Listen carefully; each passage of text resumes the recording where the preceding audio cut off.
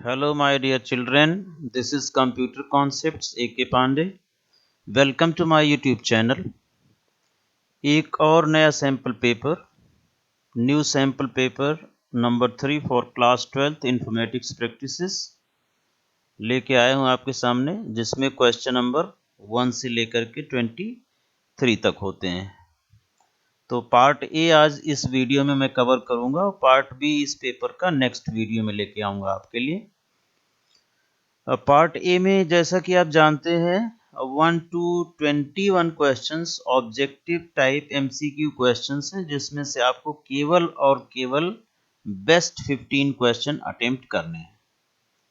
बच्चे जो है 1 से लेकर के 20 तक अटेम्प्ट कर रहे हैं कई स्कूल्स में। मेरे ही स्कूल में कुछ बच्चों ने 1 से लेकर 20 तक अटेम्प्ट किया है, तो उसमें उनका लॉस हो सकता है। इसलिए मेरा एडवाइस है कि आप क्वेश्चन नंबर 1 से 21 तक के जो क्वेश्चंस हैं उसमें से केवल 15 क्वेश्चन ही अटेम्प्ट करें और जो बेस्ट आते हैं आपको बेस्ट आंसर वाले ही करें। So without any delay, let us start new sample paper 3 part A, question number 1 to 23. Let us discuss here.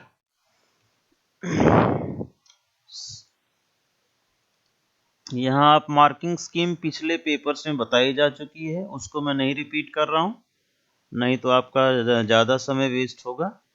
तो मैं डायरेक्ट क्वेश्चन पर आ जाता हूँ। Part A section 1, part A section 1 section 2, दो सेक्शन है। पहले सेक्शन में 21 क्वेश्चन है 1 to 21। Out of that you have to attempt only 15 questions.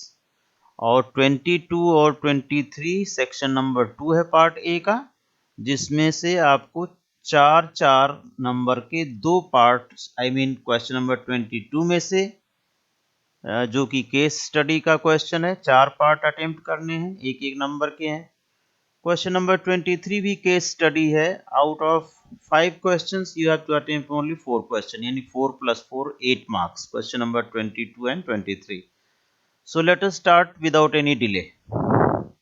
पहला क्वेश्चन आप देखते हैं, फिल इन द ब्लैंक्स दिया हुआ है।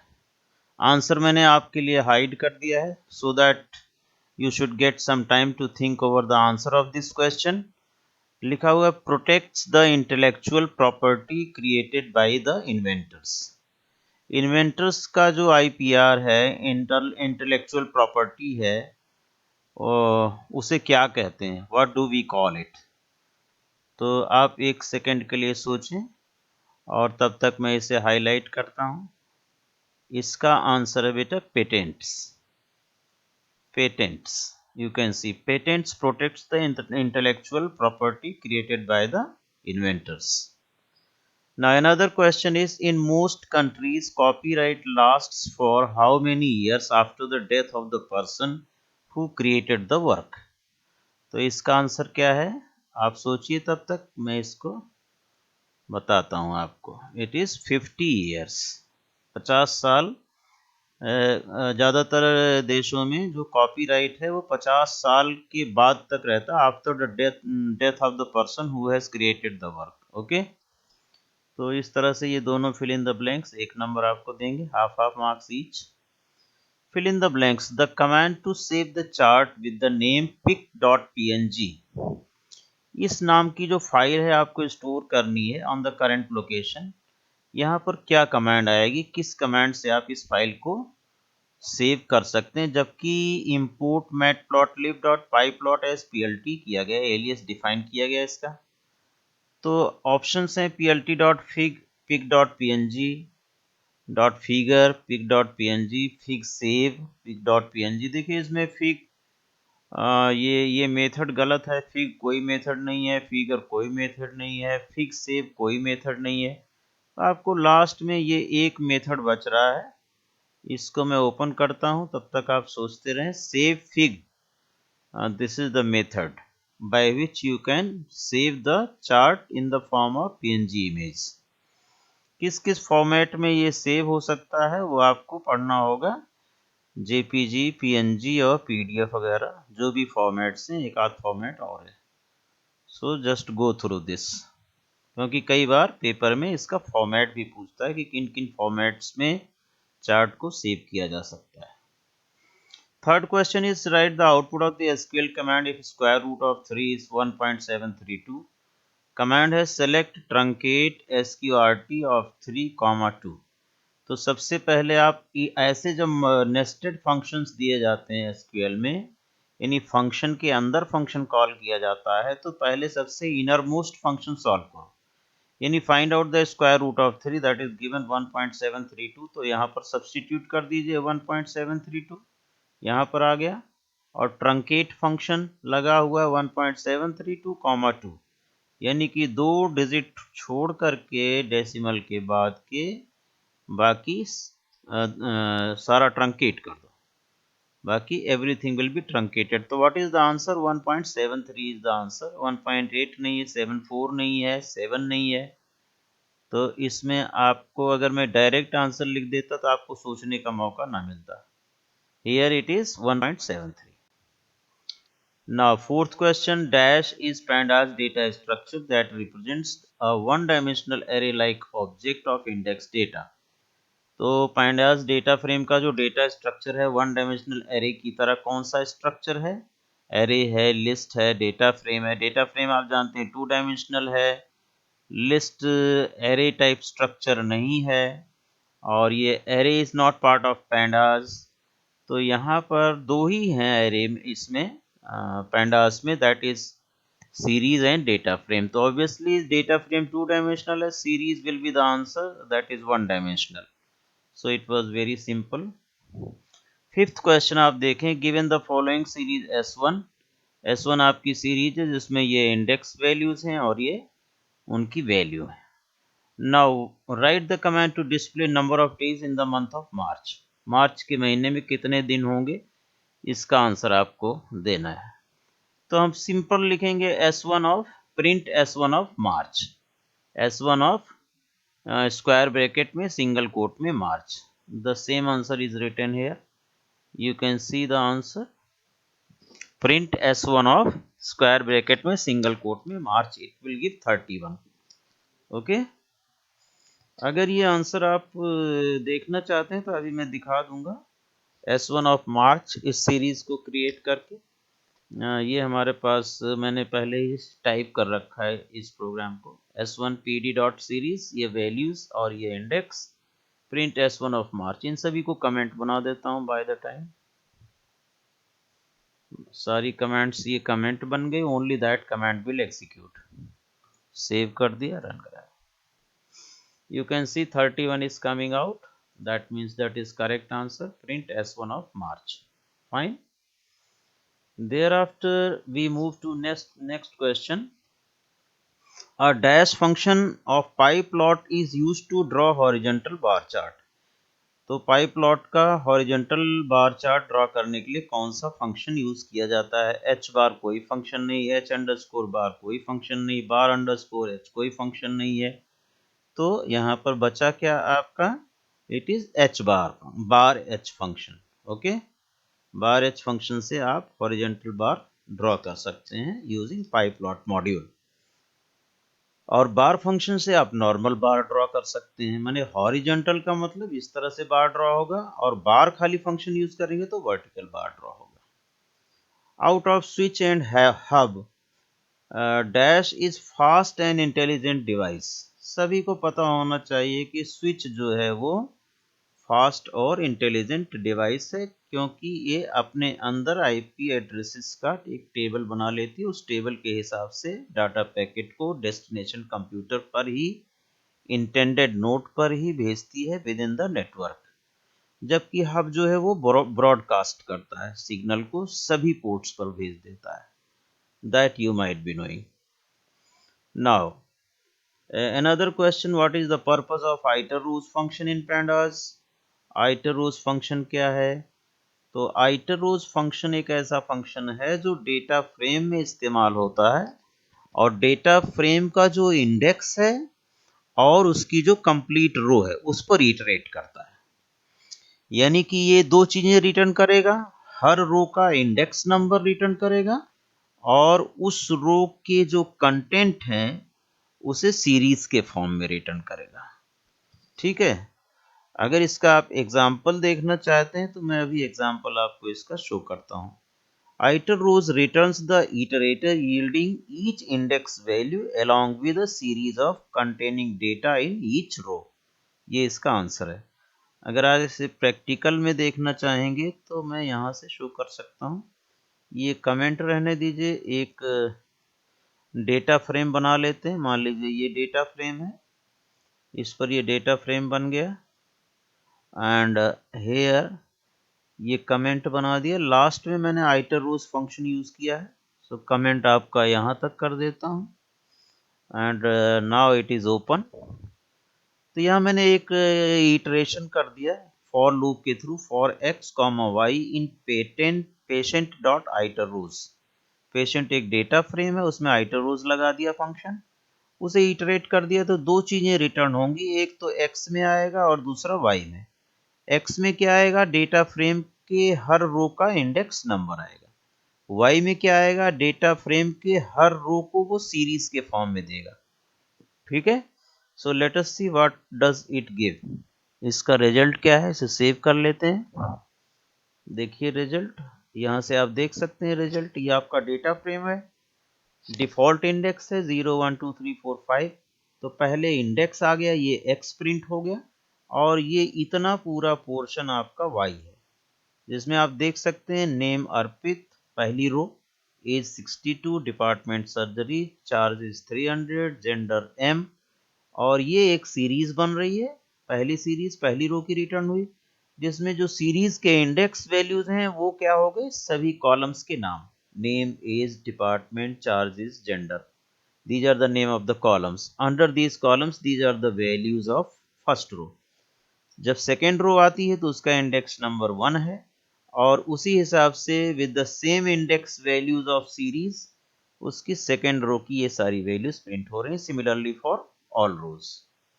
ठीक है, now let us go to another question. Iterrows हो गया आपका। In which topology fault diagnosis is easy. सबसे इजी किस टोपोलॉजी में फॉल्ट डायग्नोसिस होती है। टोपोलॉजी आप जानते हैं, the pattern in which computers are connected on the network. उसमें तरह तरह की टोपोलॉजी आपको पढ़ाई गई है, bus topology, star, tree, ring, mesh and all. तो उसमें से सबसे इजीएस्ट है फॉल्ट डायग्नोसिस आपका किसके अंदर, स्टार में। क्यों, क्योंकि हर कंप्यूटर सेंट्रल कंप्यूटर से अटैच होता है, सेंट्रल कंप्यूटर से कनेक्टेड होता है। अगर कोई कंप्यूटर फॉल्टी है तो उसे सेंट्रल कंप्यूटर से डिटैच कर दीजिए और only one computer becomes faulty, the whole network does not go down. आपको पता है कि सारा नेटवर्क डाउन नहीं होगा, केवल एक कंप्यूटर फॉल्टी है, उसे आप नेटवर्क के हब से हटा दीजिए, रिमूव कर दीजिए, डिटैच कर दीजिए, network will keep on working. Detach नहीं भी करेंगे तो सेंट्रल कंप्यूटर से कनेक्टेड है, उससे कोई फर्क नहीं पड़ता है। Entire network will keep on functioning only except one computer which is faulty. So this is the answer, star topology. 10th question देखें। Dash browsing keeps the website secure and safe as it does not store any cookies for the sites that are being visited। कौन सी browsing हमारी website को secure रखती है, safe है और कोई cookies वगैरह स्टोर नहीं करती है जो आप साइट विजिट कर रहे हैं। किस मोड में आप कंप्यूटर को चलाते हैं तो ऐसा पॉसिबल है। ऑब्वियसली इनकॉग्निटो मोड जो है विंडोज का, उसमें आपके साथ ऐसा होता है कि ब्राउजिंग सेफ होती है। Now 11th question, the substr function in MySQL is equivalent to dash और dash function। दो और फंक्शन है जो सबस्ट्र फंक्शन MySQL का है उसकी जगह यूज किए जा सकते हैं। जस्ट थिंक ओवर, कौन सा ऐसा फंक्शन है जो सबस्ट्र की जगह पर यूज किया जा सकता है। शायद आपको आंसर आ चुका होगा। आंसर इसका है सबस्ट्र की जगह आप सबस्ट्रिंग भी यूज कर सकते हैं और सबस्ट्र की जगह आप मिड फंक्शन का भी इस्तेमाल कर सकते हैं। This is also again going to give you 1 mark. Now अगला क्वेश्चन बहुत ही इंटरेस्टिंग है। The term intellectual property rights, IPR आपको पढ़ाया गया है। सोसाइटल इम्पैक्ट में। It covers copyrights, trademarks, patents, और यहाँ पर क्या आंसर होना चाहिए? ये तीन ऑप्शन दिए गए हैं, इसमें से आईपीआर किस किस चीज को कवर करता है? मेरे ख्याल से तो कॉपीराइट को भी कवर करता है। It covers trademarks also, patents also. तो यहाँ पर आंसर आपका ऑल ऑफ दीज है। इसका मतलब all these three things are covered under intellectual property rights. This is the correct answer. In pandas data frame, dash attribute an int representing the number of elements in this object, and dash attribute returns the tuple representing the dimensionality of the data frame. यानी कौन सा ऐसा है जिसमें एक tuple return करता है dimension को लेकर के, और एक जो है number of elements integer type return करता है डेटा फ्रेम में। दो एट्रीब्यूट बताने हैं, तो आप सोच सकते हैं वेरी सिंपल इट इज। यहाँ पर साइज एट्रीब्यूट आएगा, it returns number of elements within the data frame, और यहाँ पर आपका शेप एट्रीब्यूट आना चाहिए। Let us see the answer. Correct answer is size and shape. Now 14th question देखिए, what type of information a web page can contain? Web page में क्या क्या हो सकता है? Text, images, video and so on. तो obviously text भी होता है, इमेज भी होता है हमारे वेब पेजेस में, वीडियो भी होता है, ऑडियो भी होता है। तो everything is there, that means ये आंसर भी ऑल ऑफ दी अबव होना चाहिए। So exactly it is all of these. तो ये क्वेश्चन हाइड करने पर आपको थोड़ा सा सोचने का मौका मिल रहा है। You can think over the question.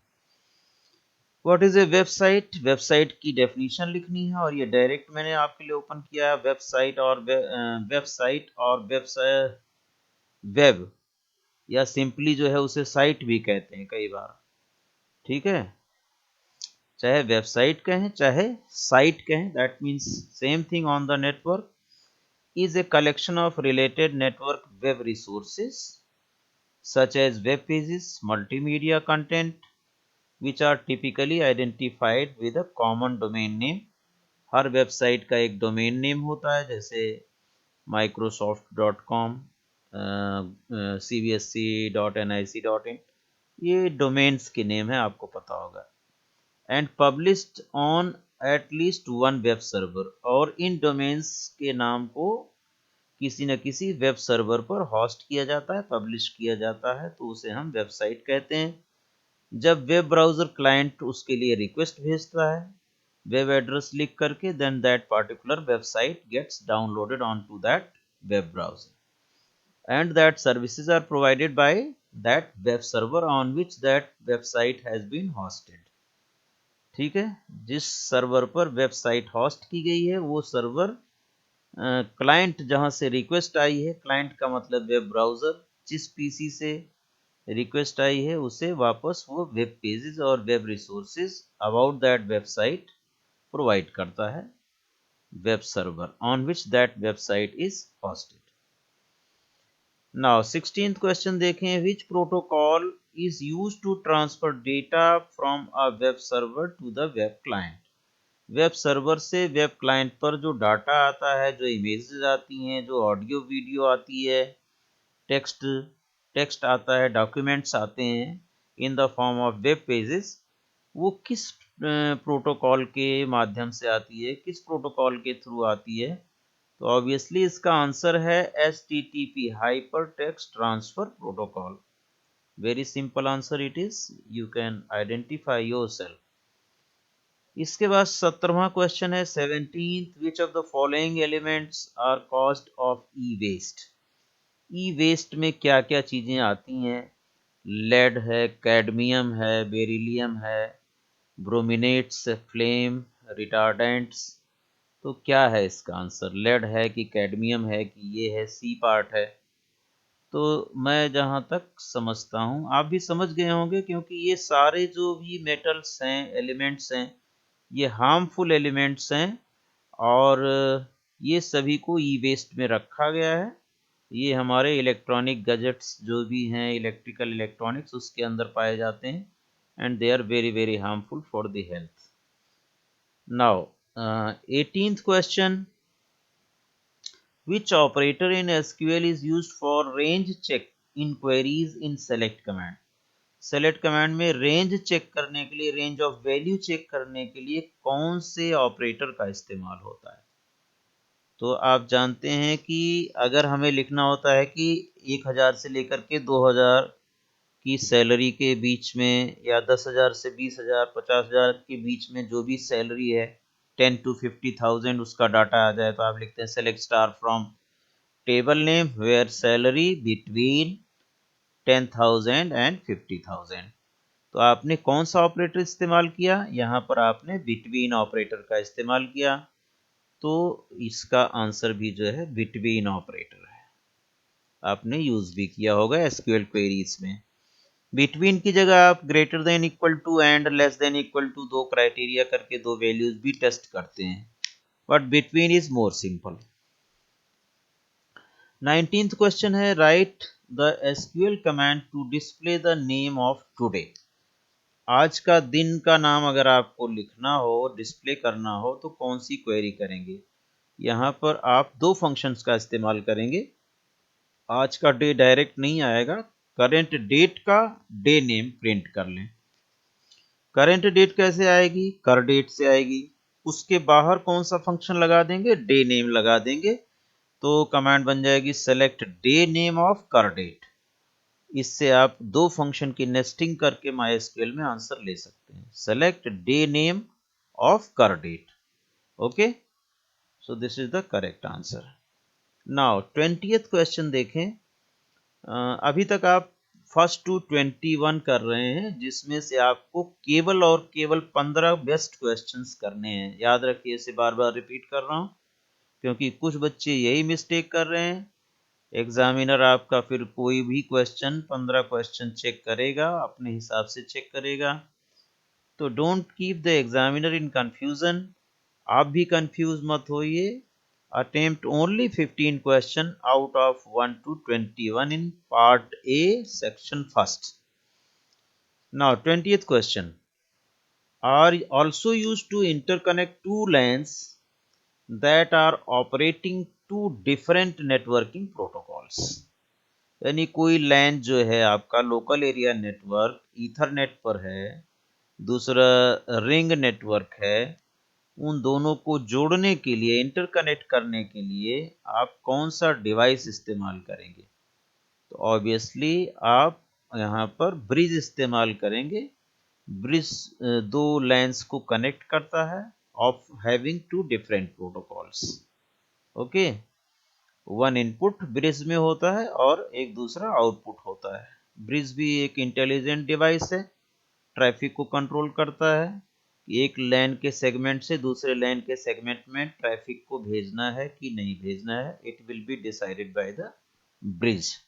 अगर सेम साइट का कंप्यूटर पर डेस्टिनेशन है तो सेम साइट की लैन पर भेजेगा। अगर उसे दूसरे साइट के लैन में packet, data packet one side के लाइन से भेजना है तो उसका मैक एड्रेस आइडेंटिफाई करके then only it will send to other side of LAN. That is why different protocols it handles. SMTP क्या है? इसका फुल फॉर्म है सिंपल मेल ट्रांसफर प्रोटोकॉल। जब भी आप कोई मेल भेजते हैं दूसरे किसी मेल रिसिपेंट पर, तो उसका आप ईमेल आईडी लिखते हैं, और ये SMTP उस समय काम करता है आपके मेल को दूसरे मेल सर्वर पर ट्रांसफर करने के लिए। तो SMTP is a set of communication guidelines that allow software to transmit an electronic mail over the internet is called simple mail transfer protocol। और एक ऐसा प्रोग्राम है जो मैसेज को दूसरे कंप्यूटर्स पर भेजने के काम आता है। किसके थ्रू भेजता है? ईमेल एड्रेस के थ्रू। जो आप एड्रेस का ईमेल लिखेंगे उसके थ्रू एक कंप्यूटर से दूसरे कंप्यूटर पर ईमेल भेजने में काम करता है SMTP, simple mail transfer protocol. Okay, इस तरह से आपने 21 क्वेश्चन कंप्लीट किए। फिर से बता देता हूं कि 1 से 21 क्वेश्चन में से आपको केवल और केवल 15 अच्छे वाले क्वेश्चन अटेम्प्ट करना है। Now we move to section 2. Here there are two questions 22 and 23. इसमें आपको 5-5 ऑप्शन दिए रहेंगे एक एक मार्क के, और ये केस स्टडी के क्वेश्चंस हैं। Out of 5 questions you have to do 4 question only from each 22 and 23. So let us begin. पहला क्वेश्चन 22 डेटा फ्रेम से होगा और 23 आपका एसक्यूएल से होगा, और ये केस स्टडी के क्वेश्चन होंगे। ऐसा भी हो सकता है कि 23 जो है वो डेटा फ्रेम का दे दे और 22 जो है वो एसक्यूएल का दे दे। वहां पर वो मेंशन रहेगा कि ये डेटा फ्रेम से दिया जा रहा है, पैंडास से दिया जा रहा है। आप उसको आइडेंटिफाई करेंगे और ये भी ध्यान रखेंगे कि आपका डेटा फ्रेम क्रिएट भी करना है कि सिंपली क्वेरीज ही आंसर करना है। So these things you have to take care, and you must be able to identify whether it is from data frame or from SQL. क्योंकि जो टेबल्स बनी होती हैं उसमें बच्चे कंफ्यूज हो जाते हैं। डेटा फ्रेम वाला क्वेश्चन MySQL का समझ लेते हैं, MySQL का क्वेश्चन डेटा फ्रेम का समझ लेते हैं। तो ये बहुत ज़रूरी है कि आप अभी से सीखिए कि डेटा फ्रेम में कैसी कमांड्स पूछी जाती हैं और MySQL में कैसी कमांड्स पूछी जाती हैं। Okay, so this also has to be taken care of. Now 22nd question, consider the data frame patient and answer any 4 questions from first to fifth. साफ साफ लिख रहा है कि एक डेटा फ्रेम पेशेंट है। बच्चे डेटा फ्रेम पेशेंट तो लिखा है लेकिन उसका नाम डीएफ समझ लेते हैं, डीएफ लिखते हैं अपने आंसर में। That should not be there, DF is not always there. अगर डेटा फ्रेम का नाम लिखा है तो जहां भी डेटा फ्रेम रेफर करना है you will write the name of the data frame. For example patient here, patient का नाम, एज, डिपार्टमेंट, चार्जेस, जेंडर, ये आपका एक डेटा फ्रेम है जिसमें डिफॉल्ट इंडेक्स 0 1 2 3 4 5 दिया हुआ है। नाउ क्वेश्चंस पर आ जाते हैं। Write down the command that will give the following output.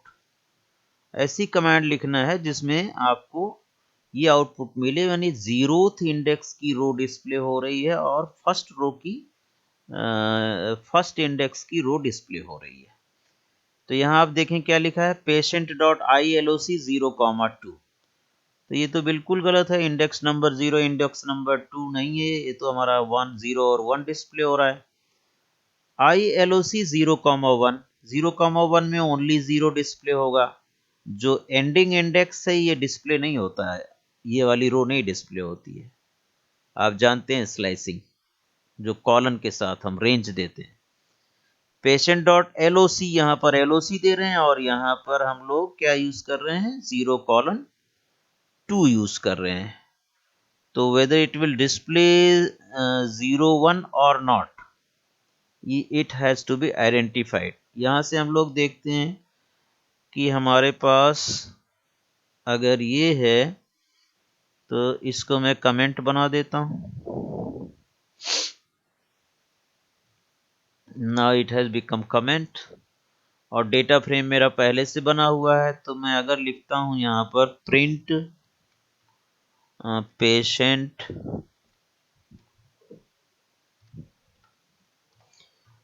Patient of dot L O C और ब्रैकेट में 0,2, ओके,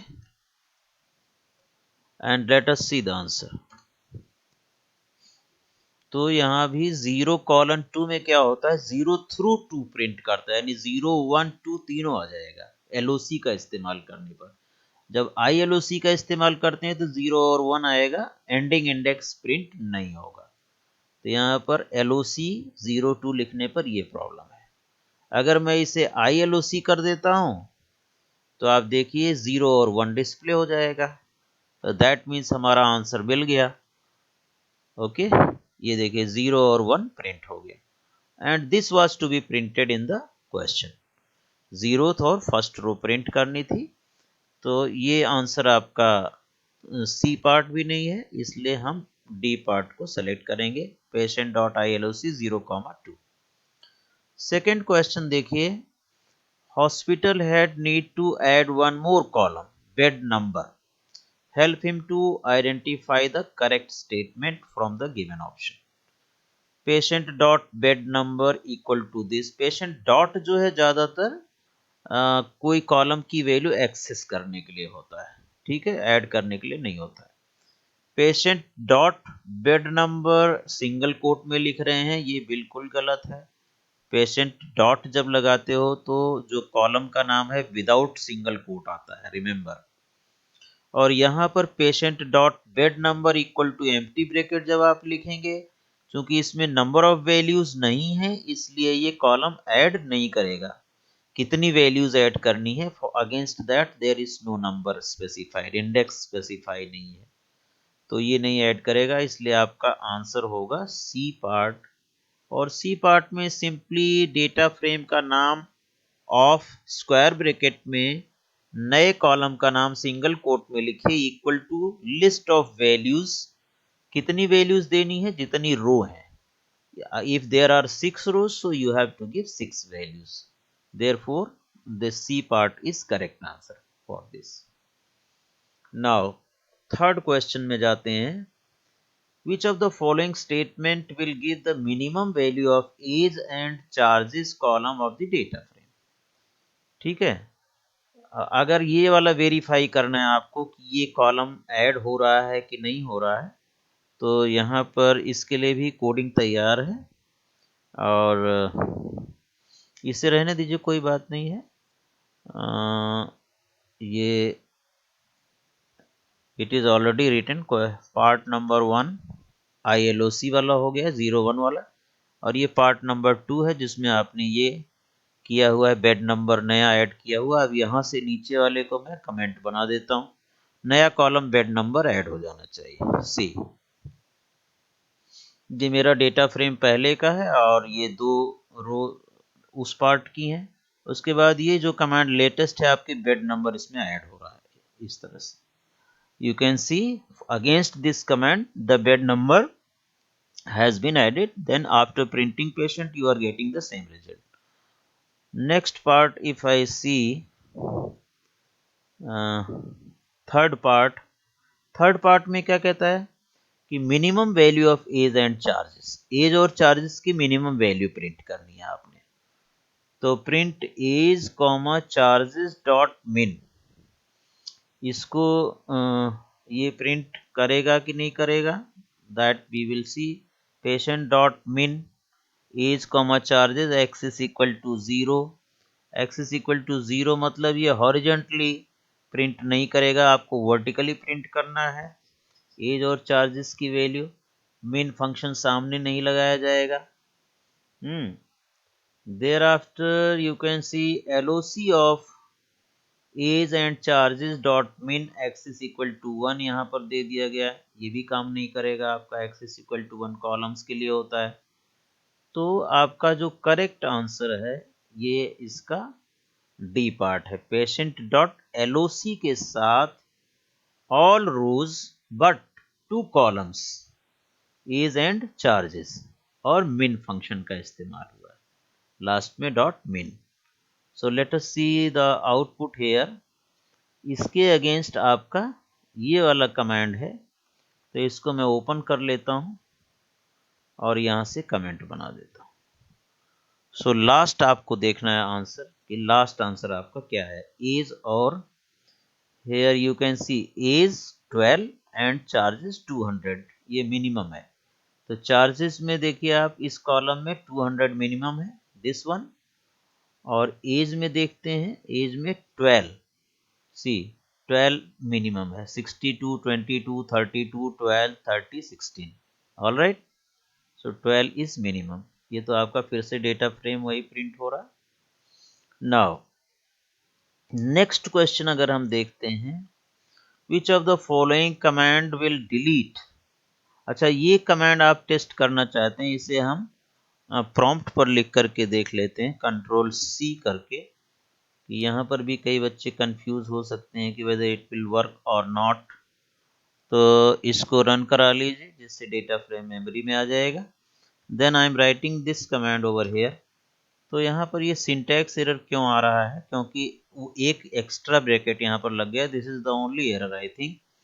और अगर इसको मैं दोबारा लिखता हूँ और ये एक ब्रैकेट हटा देता हूँ तो then also it is giving error. Dot min आपका पेशेंट प्रिंट का यहाँ पर लग गया। यहाँ पर जब तक आप LOC का इस्तेमाल नहीं करेंगे ये काम नहीं होने वाला है। सो यहाँ पर मैंने अगर लिख दिया डॉट LOC तो अब देखिए काम होता है कि नहीं होता है, still not happening. There after इसके बाद आप यहाँ से ट्राई कर सकते हैं, यहाँ पर क्या लिखेंगे, colon comma and this has to be written in another square bracket. इसको दूसरे स्क्वायर ब्रैकेट में लिख दें। Now it is working, age का लिस्ट वैल्यू और चार्जेस का list value. Now it has started displaying. So the same answer that we have covered here. Okay. अब आपको क्या करना है, you have to delete a column with row number second and fourth of the data frame permanently. 2 और 4th row number I mean यहाँ पर index आपको delete करना है।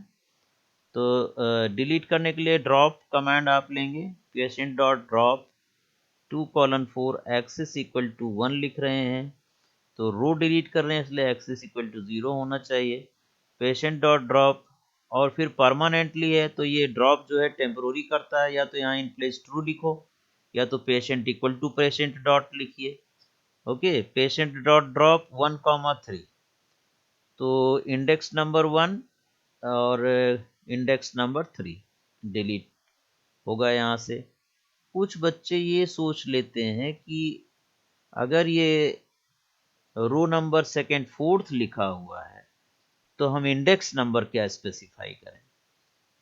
तो रो नंबर अगर सेकेंड और फोर्थ लिखा है तो इंडेक्स नंबर आपका सेकेंड के लिए हो गया 1 और फोर्थ के लिए हो गया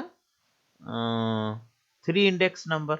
ओके, तो यहाँ पर लिख रहा है रो नंबर, अगर ये लिखता है यहाँ इंडेक्स नंबर तब हम इंडेक्स का इस्तेमाल करते।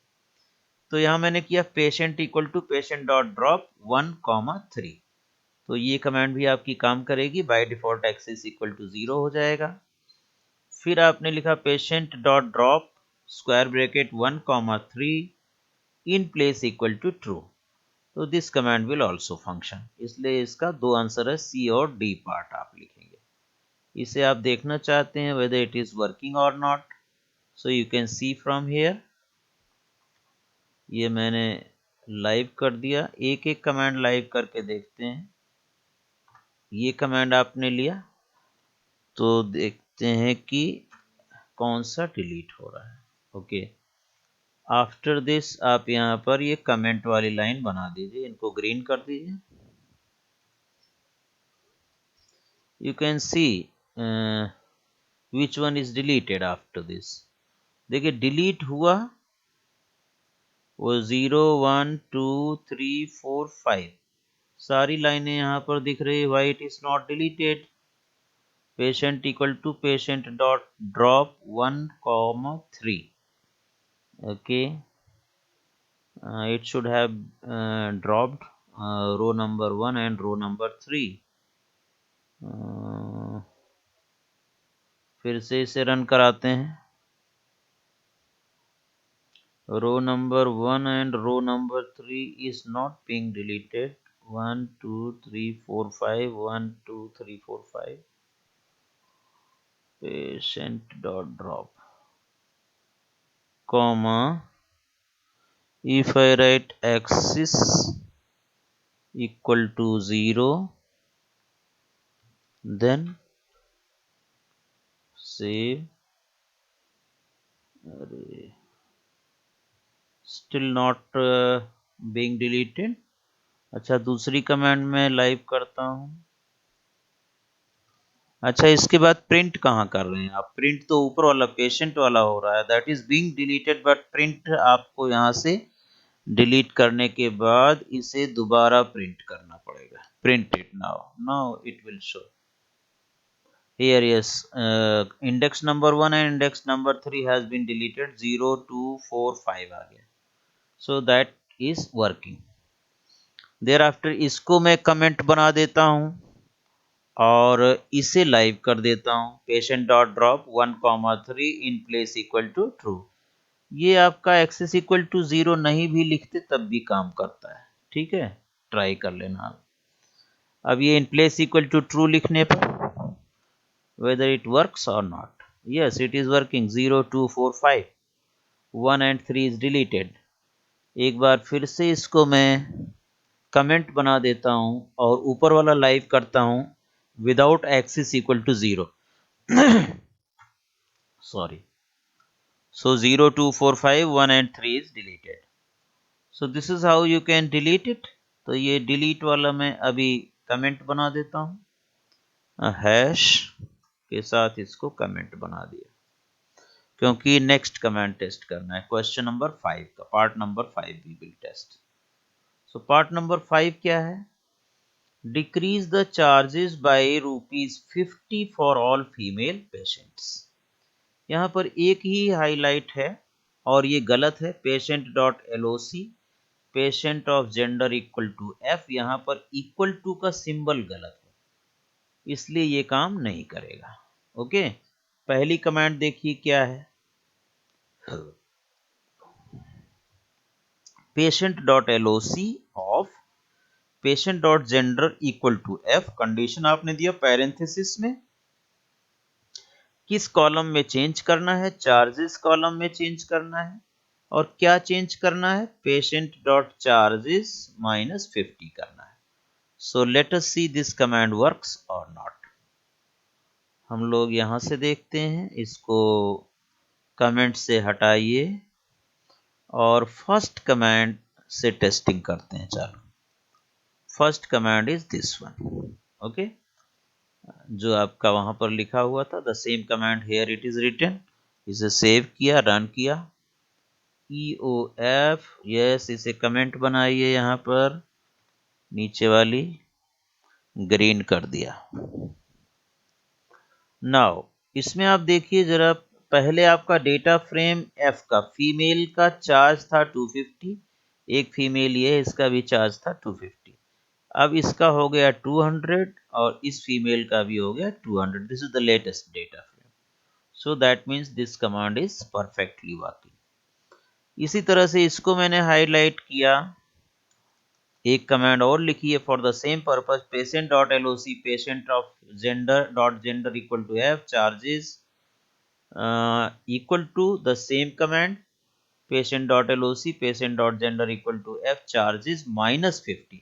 आप लिखते थे ना x is equal to x -50, पहले आप अपडेट कमांड में एसक्यूएल में लिखते थे, वही है यहाँ पर। ये आइडेंटिफाई करेगा कि किस कॉलम में किस वैल्यू, किस रो में चेंजेस करने, same row -50। So this should also work. देखते हैं थ्रू प्रैक्टिकल। यस, यहाँ पर ओरिजिनल डेटा फ्रेम f की वैल्यू 250, यहाँ भी 250, and here it has become 200, again 200, okay, so this is also working perfectly। तो इस तरह से आप अपनी कमेंट्स में ऑल्टरेशन भी कर सकते हैं, अगर वहां पर ऑप्शन है तो ये पहचानने के लिए बहुत जरूरी होगा। या ये देखिए, patient dot LOC patient dot gender equal to F charges और फिर -50, यही कमांड है इसके ऊपर वाली, लेकिन ये शॉर्ट हैंड ऑपरेटर आपने यहाँ पर यूज किया, ऑगमेंटेड ऑपरेटर, और इसके थ्रू भी the same task is going to be done. Let us run and C.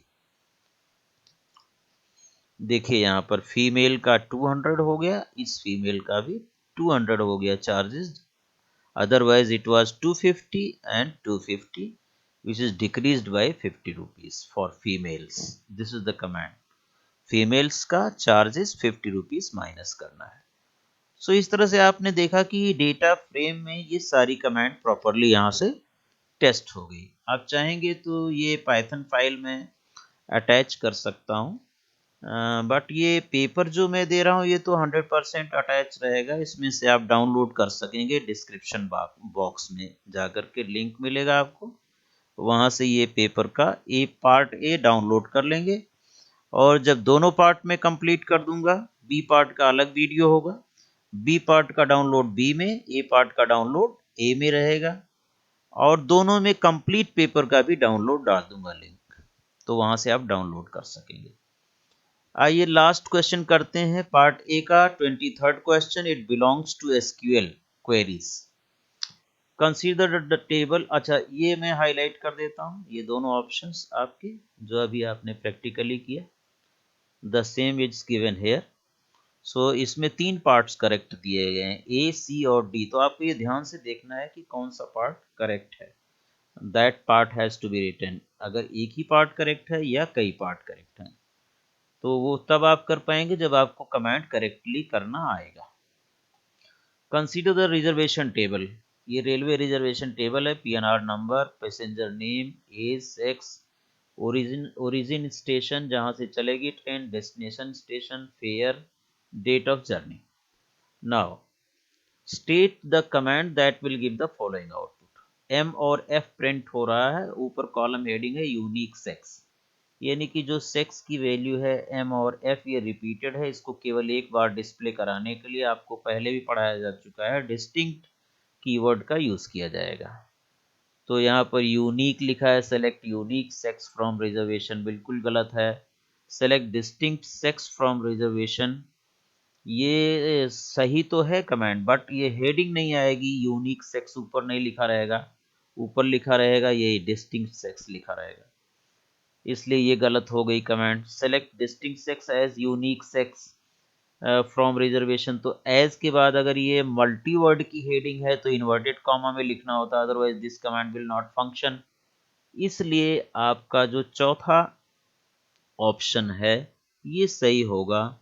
Select distinct sex, distinct लगा के उस कॉलम का नाम एज, हेडिंग मल्टीवर्ड की है तो इन्वर्टेड कॉमा में आपको लिखना पड़ेगा, यानी कॉलम एलियस अगर मल्टीवर्ड है तो इन्वर्टेड कॉमा में, सिंगल वर्ड का होता, यूनिक होता तो हम डायरेक्ट लिख सकते थे from reservation. So this is the correct answer. Now select passenger name, age, sex, fare from reservation, where from station like D% and sex male। तो फ्रॉम स्टेशन डी परसेंट में क्या आएगा आपका, दिल्ली, दिल्ली आना चाहिए, 3 दिल्ली है, लेकिन साथ में एंड भी दे रहा है, and sex equal to male, तो सेक्स मेल हो और सोर्स स्टेशन ओरिजिनल स्टेशन, यहाँ पर ORG, ये बाय मिस्टेक फ्रॉम हो गया है, पहले फ्रॉम लिखा था मैंने, ORG original station, origin station D से शुरू हो रहा हो, that means Delhi, sex equal to male. तो इसमें से आपका मेल के लिए ये है दिल्ली और मेल के लिए ये है ये मनीष और अमित का रिकॉर्ड आएगा। यहाँ से आप देखें, मनीष और अमित का रिकॉर्ड डिस्प्ले होना चाहिए। यस, अमित का 24 एज है, मेल है, 1200 फेयर है, इसी तरह से मनीष का। Now Anand has given following command to obtain the average fare of all passengers. Help him to find out, ये उसने लिखा है select AVG fare from reservation.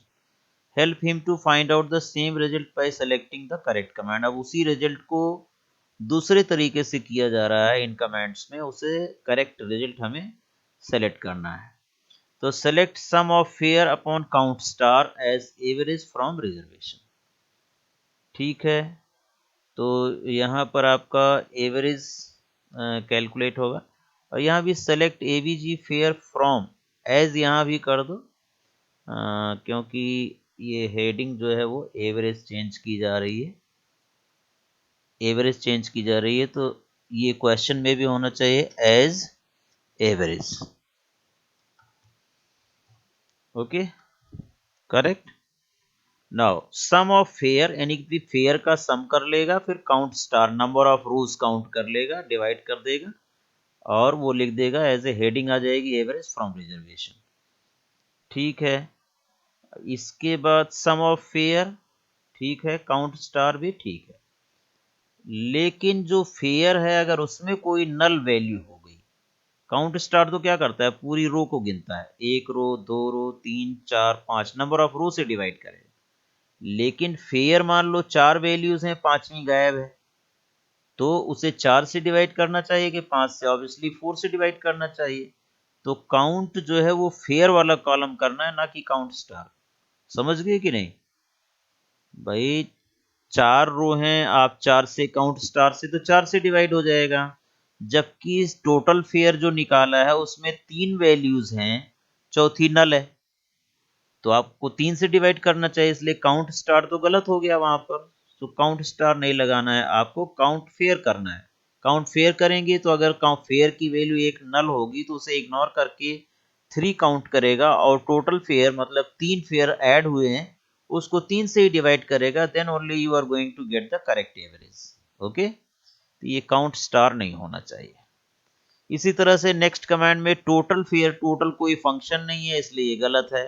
Select total fair, यहां भी ये फंक्शन नहीं है इसलिए गलत हो गया। करेक्ट आंसर है आपका सम फेयर अपॉन काउंट फेयर। जिसका सम जिस कॉलम का कर रहे हैं उसी कॉलम का काउंटिंग भी करो डिवाइड करने के लिए, to find out the average. Here we are not going to use the AVG function. कोई भी कह दे आपको कि बिना एवीजी फंक्शन के आप एवरेज निकालो इस कॉलम का, तो सिंपली इस फॉर्मूला से आप कर सकते हैं। सम फंक्शन लगाइए, select sum of that particular numeric column divided by count of that numeric column. As heading change करना है चेंज कर लें, ये कॉलम एलियस चेंज हो जाएगा from table name. Fourth question देखिए, state the command to display the total fare and total number of passengers for each origin station. हर origin station का क्या करना है आपको? टोटल फेयर और total number of passengers count करना है। तो आप क्या करेंगे, ईच लगा हो जहां पर, और किस कॉलम पर ईच लग रहा है उस कॉलम पर सिंपली याद रखिए ग्रुप बाय लगाना है। ओके, और साथ साथ ग्रुप बाय लगाने के साथ साथ उस कॉलम को सेलेक्ट में भी डाल दीजिए। तो सबसे पहला काम मैंने क्या किया, सेलेक्ट ओरिजिन स्टेशन डाल दिया। Thereafter total fare, total fare के लिए कौन सा फंक्शन होगा? Sum, sum of fare. Total number of passengers, total number of passengers का मतलब आपको टोटल रो गिननी है, तो काउंट फेयर यहां पर लिखा है लेकिन यहां पर काउंट स्टार आएगा। As total passengers heading change कर दिया।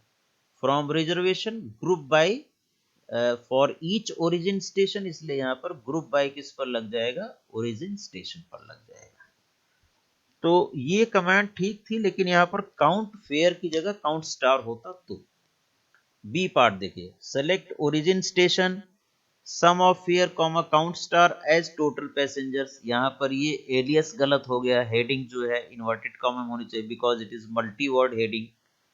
From reservation group bye origin station, अगर ये सही होती इन्वर्टेड कॉमास में होती तो ये कमांड बिल्कुल परफेक्ट है। तो और चौथी कमांड क्या है, select origin station total fare count fare, again यहाँ पर काउंट फेयर कर रहा है as total passenger from reservation group by this. So यहाँ पर ये टोटल फेयर लिखा है, टोटल कोई फंक्शन नहीं है, और फिर काउंट फेयर की जगह काउंट स्टार आना चाहिए। सो सी पार्ट आपका अल्टीमेटली यहाँ पर करेक्ट होने वाला है, and let us see whether it is correct and how. Select origin station comma sum of fare comma count star. Count star is going to count number of passengers, number of rows belonging to passengers as total passengers. This is the alias name from reservation group by origin station. तो हर origin station का एक एक group बन जाएगा, मतलब एक group Delhi का बनेगा, एक लखनऊ का बनेगा, एक राजकोट का बनेगा, इस तरह से और भी रिकॉर्ड होंगे रिपीटेड, तो उसका ग्रुप बन जाएगा दिल्ली। दिल्ली दिल्ली वाले जो भी हैं उन सभी का फेयर सम हो जाएगा, और दिल्ली वाले जो भी हैं उनमें कितने रिकॉर्ड्स हैं, 1 record, 2 record, 3 record, so it will count 3 passengers are there. Fine, similarly for all. Last question है इस पार्ट ए का, 23 का 5th पार्ट। और यहाँ पर आपको बताया था कि 22 और 23 क्वेश्चन में 5-5 पार्ट दिए हैं, उसमें से आपको 4-4 ही करना है। बेस्ट आंसर जो आपको आते हैं वही करना है। Help Aman to write the command to display the rows arranged all origin station. ठीक है, ओरिजिन स्टेशन पर पहले in descending order, and within origin station passengers name in ascending order. यानी कि यहाँ पर मल्टी कॉलम शॉर्टिंग करनी है। मल्टी कॉलम में पहला कॉलम ओरिजिन स्टेशन होना चाहिए। ओरिजिन स्टेशन अरेंज होगा कैसे? डिसेंडिंग ऑर्डर में। और उस ओरिजिन स्टेशन के अंदर पैसेंजर्स के नाम अरेंज होने चाहिए असेंडिंग ऑर्डर में। तो यहाँ सिंपल है, सेलेक्ट स्टार फ्रॉम रिजर्वेशन, सारी चीजें दिखानी है, सारे कॉलम डिस्प्ले करना है। ऑर्डर बाय ओरिजिन स्टेशन और डिसेंडिंग ऑर्डर में मैंने DESC लिख दिया। फिर ऑर्डर बाय लिख रहे हैं, ये गलत है, दोबारा ऑर्डर बाय नहीं लिखा जाएगा। ओके। बी पार्ट देखिए, select star from reservation order by origin station DESC and passengers ASC, and नहीं लिखा जाएगा, गलत है ये। सी पार्ट क्या होगा?